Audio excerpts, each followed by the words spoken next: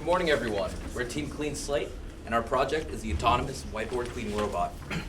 My name is Derek Yap. I'm an electrical engineer. I helped design the robot. I handled the documentation, and I'm also the project founder. So our vision for the project is that you could take our robot and place it anywhere on the whiteboard, and with the flip of the switch, it would go ahead and clean the entire whiteboard for you. I'd like to pass it on to Jaspreet Chawtha right now. Hi, I'm Jaspreet Chawtha, computer engineer major.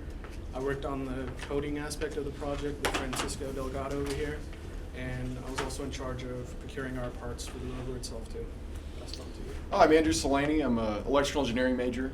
So I was actually in charge of the power or the battery solution for this device. We were fighting the element of gravity, so having a lighter profile solution was something that was on our mind. So we went with a lithium polymer solution.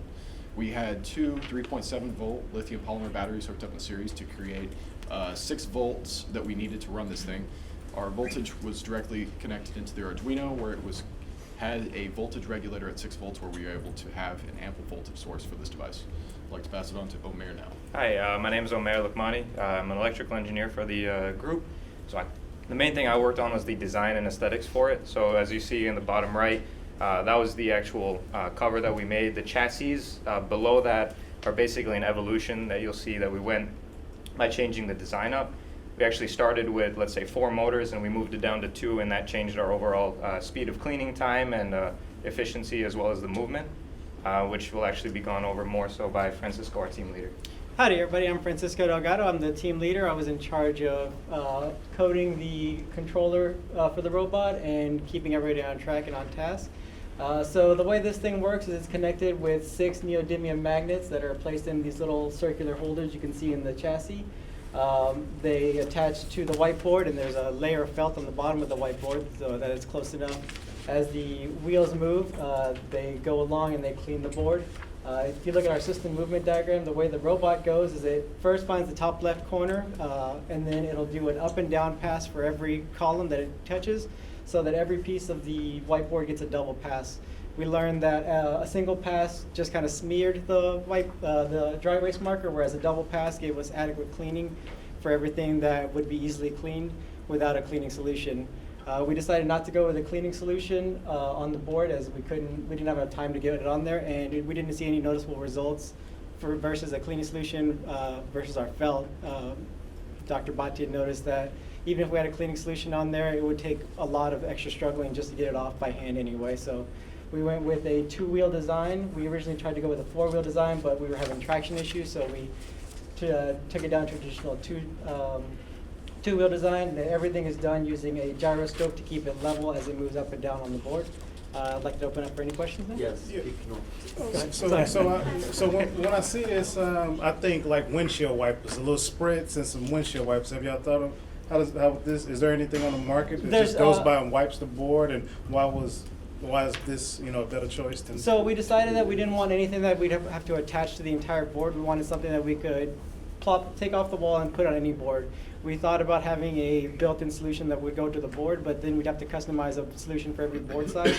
This robot can be snapped off, attached to any board, push a switch, and it'll clean the entire board until it gets to the final end, and once it reaches the end, it'll shut itself off until it resets with a power cycle. Okay, so you have, notice in the goals, you don't have anything about how quickly this is cleaned. For a 20-minute clean, is that just like a one-time end of the day? And then the other question is, how's this thing attaching itself to the board?